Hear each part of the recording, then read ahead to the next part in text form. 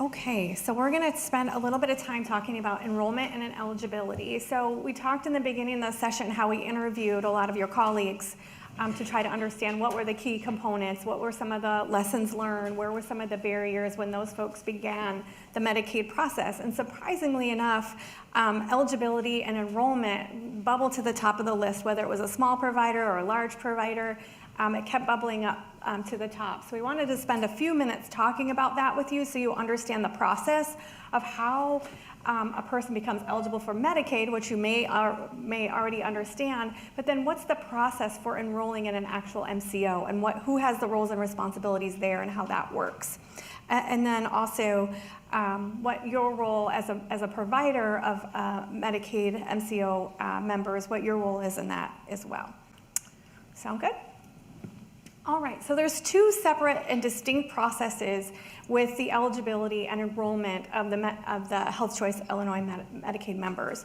And the MCO does not have a role in either of these processes. So that is a misconception. Many folks believe that the MCOs have something to do with enrollment or assignment, and it's completely done outside of the actual MCO entities. So the first process is becoming Medicaid eligible, which many of you in the room are familiar with. That is done with HFS and DHS, whether they have the income requirements, the medical conditions, or what have you. Following that criteria, eligibility is determined at the HFS and DHS level. From there, HFS hires like an independent broker. It's called, they call it the ICES. You will see that abbreviation. That's the client enrollment broker. So again, it's separate from the MCOs and separate from HFS because HFS is contracted with this agency to do member assignment. So then from that point, and I'm going to walk you through the actual steps that the member goes through, the client enrollment broker, so once they know, hey, Angela's eligible for Medicaid, and they're going to send the member a letter from the broker. So they're going to say, we know you're eligible, it's time for you to pick an MCO and a PCP to facilitate your care moving forward. If they don't choose one, if they don't choose a PCP and they don't choose an MCO, then the client enrollment broker will assign one for them. So again, there's different, HFS is involved, DHS is involved, and then now you have this client enrollment broker. So these are the folks that are facilitating enrollment into the health plans. So here I just wanted to walk you through, there's two tracks that a member can fall in or one of your patients can fall in. They can either respond to the letter or they cannot respond to the letter. And different things happen depending on what their actual response is. So they're all gonna get the letter. Any member who becomes eligible for Medicaid will get the letter. Hey, you're eligible, choose a PCP, choose an MCO. They have 60 days to choose. If they do not respond in the 60 days, the client enrollment broker will auto-assign them, okay? So they're auto-assigned. So let's just walk through this one. So the member does respond.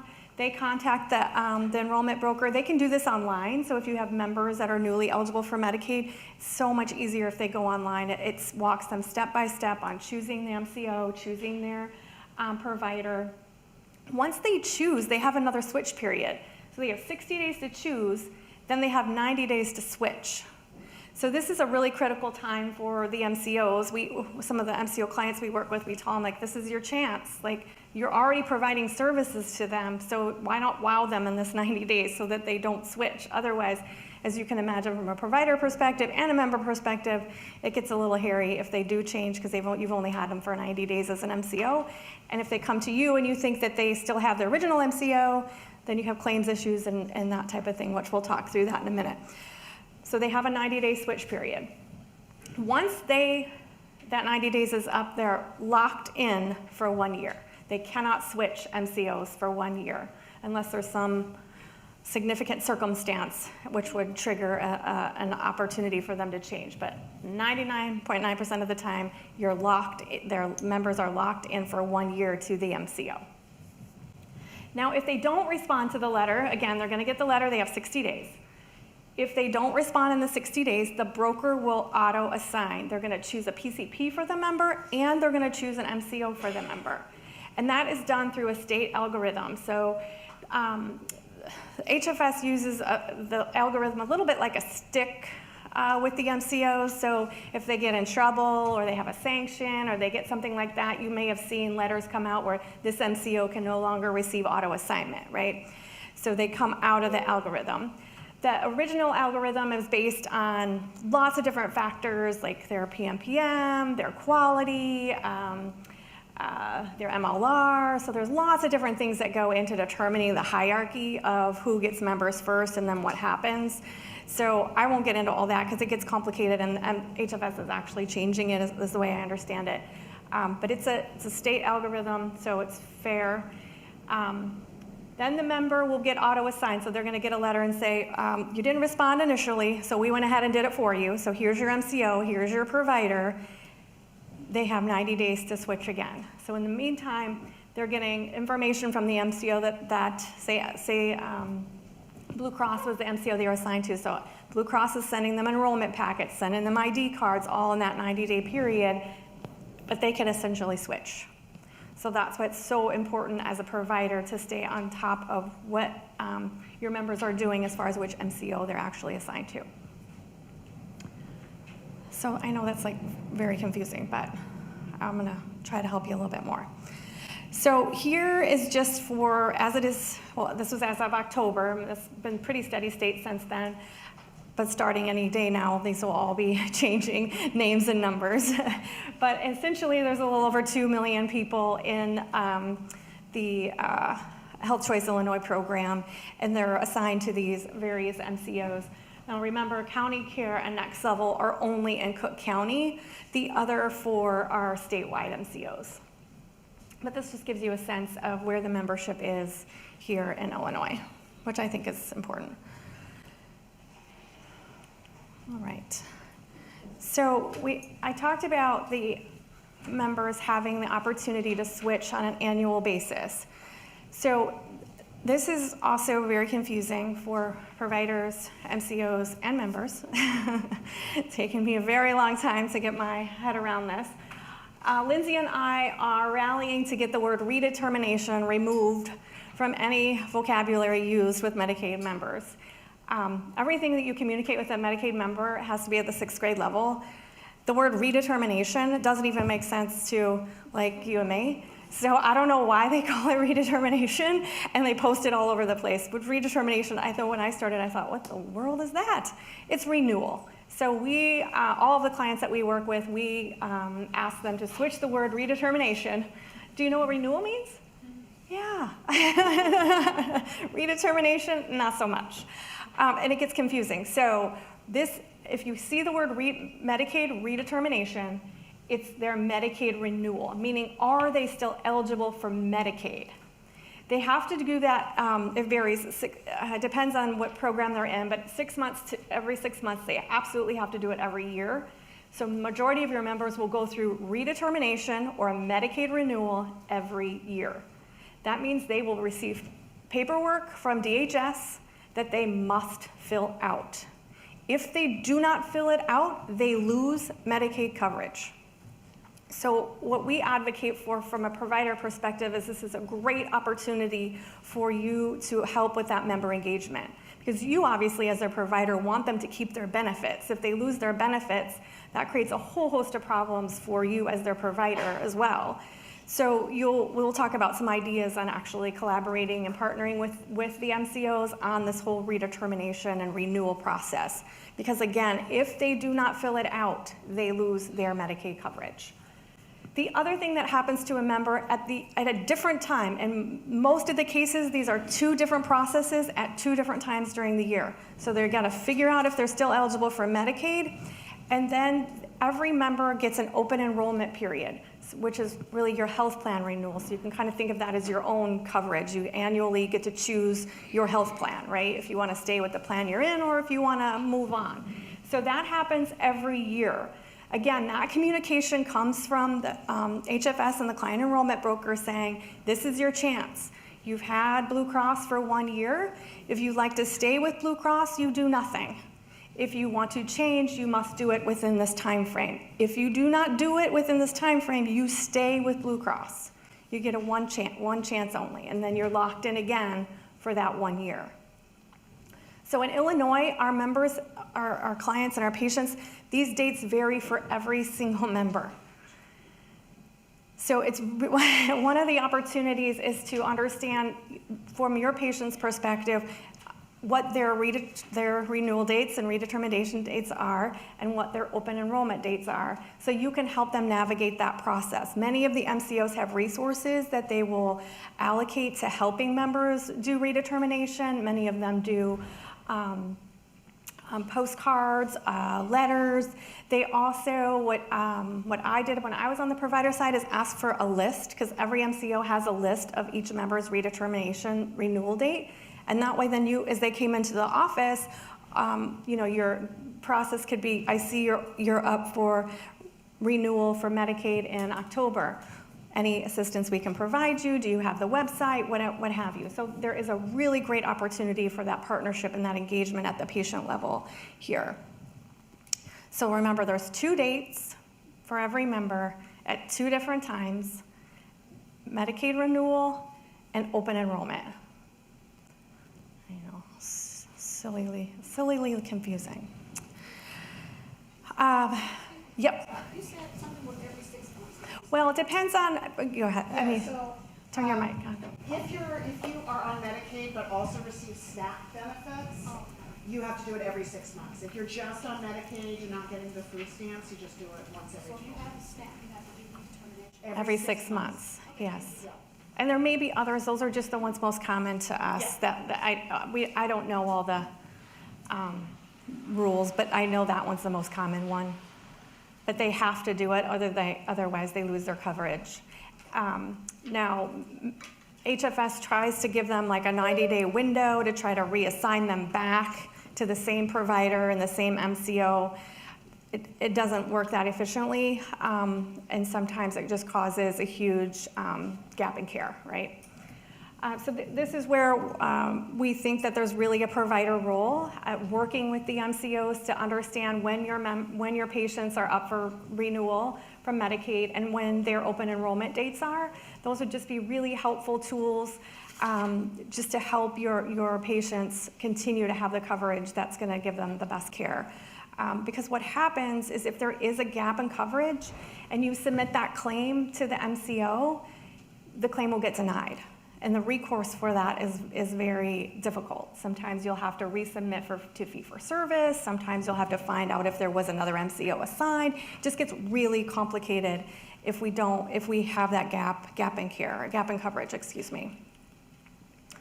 So again, as we met with many of your colleagues, they pointed out that their biggest lesson learned was having an eligibility workflow, that they didn't realize how they thought this could just be weaved into their current process of check-in and so forth, and what they found was it's a bit more complicated than that, and that was where they really had the biggest hurdle right out of the gate, was not putting enough emphasis on the eligibility or the enrollment check-in process as patients came in. So many of all health plans have a card, but the card is not required. Like as a provider, you can't, HFS was very clear to us and actually wrote it in our deck. You cannot deny coverage for not having a card. You can't turn them away for not having a card because you have another option to check eligibility, which is the Medi System. Have you all heard of the Medi System? Yes, okay. So the first thing is if you can get them to bring in their card, that's the best. That's what you and I do when we go into a provider office. They take a copy of your card. That's a process that you may or may not want to institute, but it's helpful. Also, you can check the Medi System, which we'll talk about here in a minute. That's the HFS system where you can go in and see eligibility electronically through the state system. Lindsay and I are broken records with this document. So in some cases, if you're taking screenshots, taking copies of the card, those types of things will help you in your own records because there is sometimes fluctuation. And if Medi says that they're active with this health plan and you have a screenshot of it, then you have some recourse there to work with both HFS and the providers. And this is also monitoring claim denials for eligibility. That was also a lesson learned from some of your colleagues, that they weren't really monitoring that, but eligibility is the #1 claim denial, member eligibility from all MCOs across the board. So it's such a critical piece to the whole process. Yes, getting your claim form filled out is also critical, but right out as they walk in your doors, getting this piece right will really help you as you navigate the MCO billing process. So the Medi System, another hurdle is you want to make sure that you have signed up for the Medi System and that the right people have access. So some of our clients we work with, they say, yeah, we have Medi, but if you don't have, if the right people don't have access to it, it's not going to help you on the front end. You really want this to be a prospective approach to enrollment and making sure those people right at the front desk, you may have to give, you have multiple clinics at different sites. We found one, I think it was an FQ, they had a kind of a centralized system, a centralized enrollment system, but they had sites out in the field, right? So they didn't give those people access. Well, you're kind of too late if you're checking only at your central office, because you've now lost that connection with the member, the opportunity to engage them, ask more questions about who's your health plan and where and what and so forth. So really check understand your current process and understand what changes you may have to implement in order to really facilitate this more efficiently, and again, be more at that front end of the whole process. When you get this, these are real links. You can go in there, how you have to set up your Illinois Digital ID, how you can designate a main, kind of like an administrative account, and then how you assign people to that account so that, again, they can have access to the Medi System and have that process to check. Because even if they send you a card, if a member presents a card, you can still go into Medi and see if that's, maybe they didn't change their card, maybe it's an old card. You know, you may want to have that double check. Just being on both sides, I would recommend that. All right, so we talked about redetermination, or what we like to call renewal. We also talked about open enrollment, and then having that eligibility as a key component of your check-in process and facilitating that right out of the gate. Are there any questions about that? Really confusing? 2 dates for every member, 2 different dates. Working with the MCOs to find out those dates will really be helpful. I think some of them are actually in Medi too, but yes, it's much easier to get a list than it is to check each member, obviously, or each client in Medi. Yeah, sure. Let Carrie come over. On the page with the sample cards, Yep. there are some effective dates on the cards. Is that the enrollment effective date or the date that they are effective with the plan? Well, it can be different. My experience is it's the effective date with the plan, not the effective date with Medicaid. That makes sense. Yeah. Some IT systems are more sophisticated than others, and I've seen them list both. I think, thought there was one of our clients that had both, but that is usually the effective date with the plan.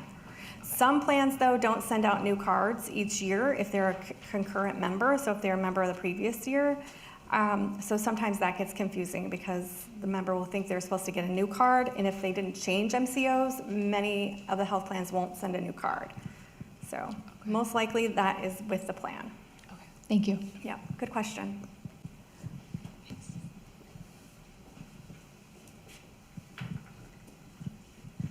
To get the list of redetermination dates from the MCO, would you recommend, again, going through the provider, or the network provider people? Okay. Yeah, I would. That's a great opportunity for you to show collaboration and coordination. So yes, they get a report from the state every month that tells them over the next, I think it's out 3 months, who's coming up for renewal for Medicaid. Yeah, great question.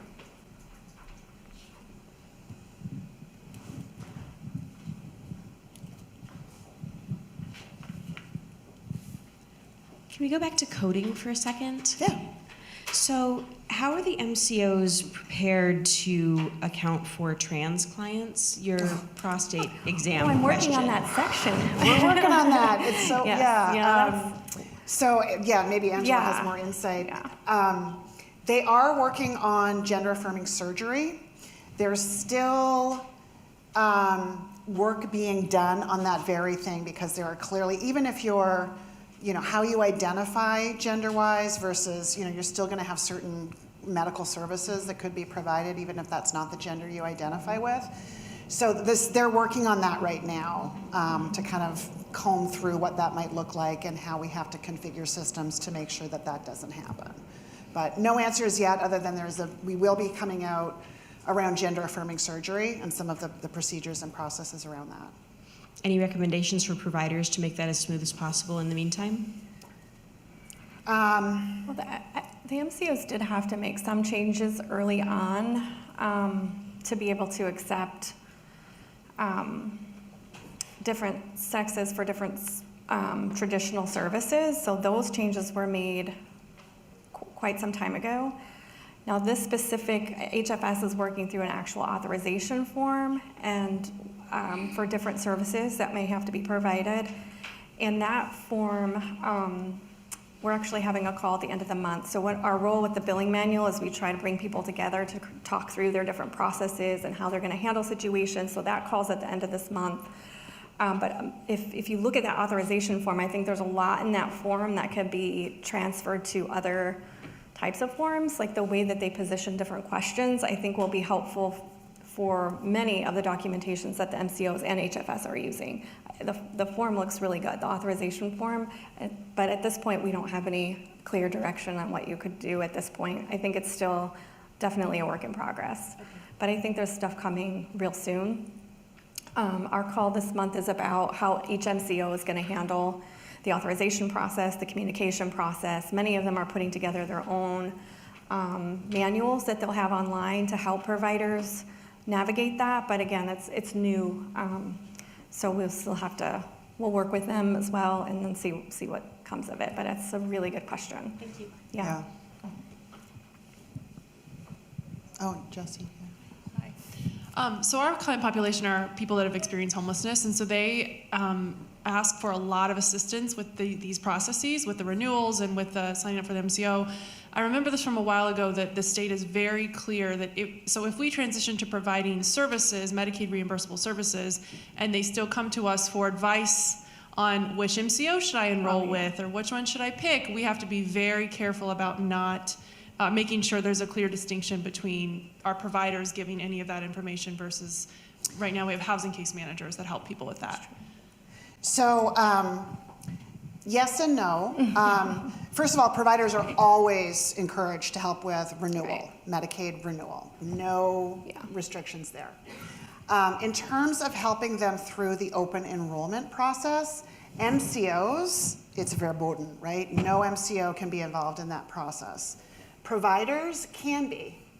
Providers can say, maybe you have a really good provider-patient relationship, but you don't have a contract with Molina, and this person is saying, well, my friend's on Molina, and I think I'm going to switch to Molina. You have every right as a provider to say, you know what, that's your choice. I mean, always let them know they have a choice, because I think that's important. They should have some ownership in the process and some, authority in the process. But there's nothing wrong with telling them, you know what, it's your choice, but just so you know, we don't have a contract with Molina, so the services and the care that you're getting with us at Howard Brown, we're not going to be able to provide anymore.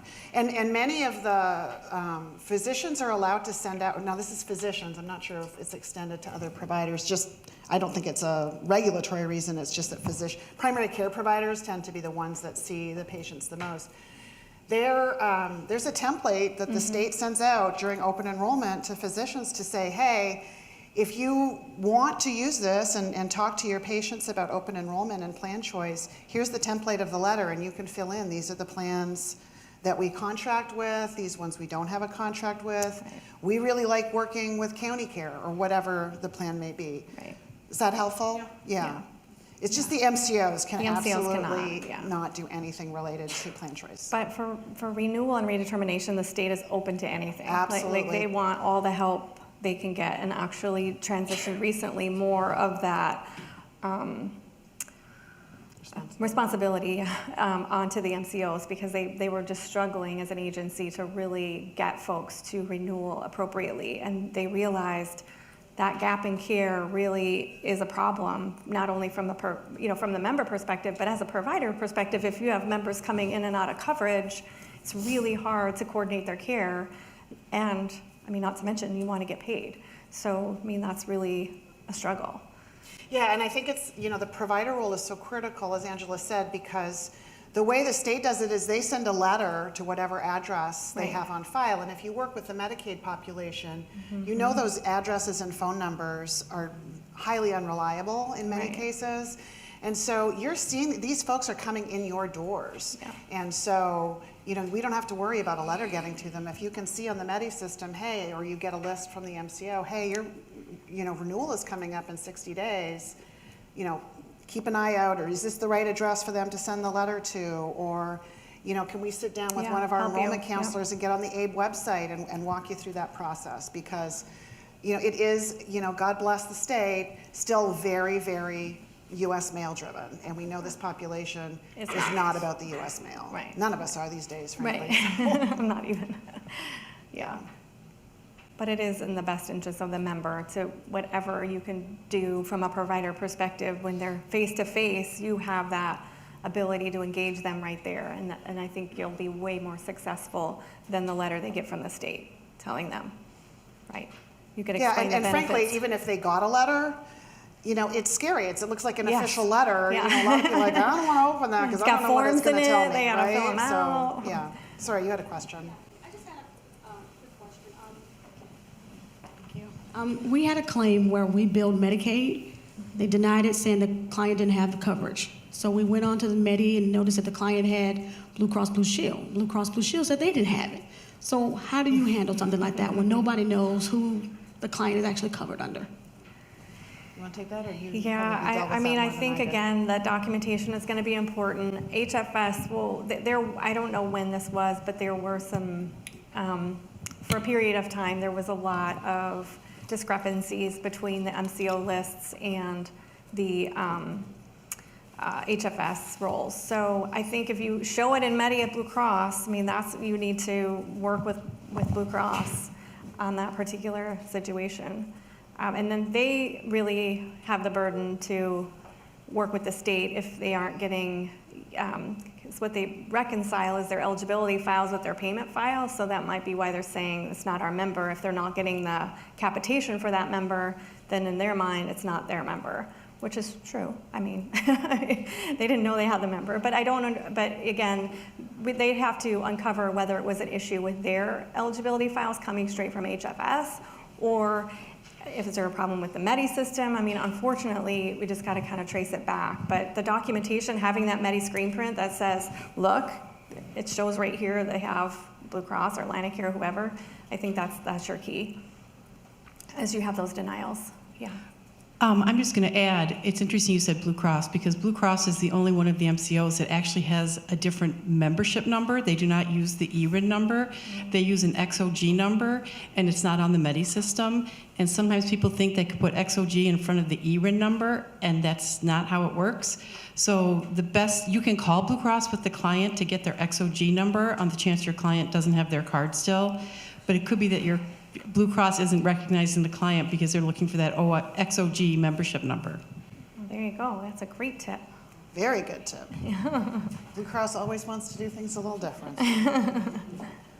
All right. Any other questions on eligibility or enrollment? All right. I'm going to turn things over to Lindsay.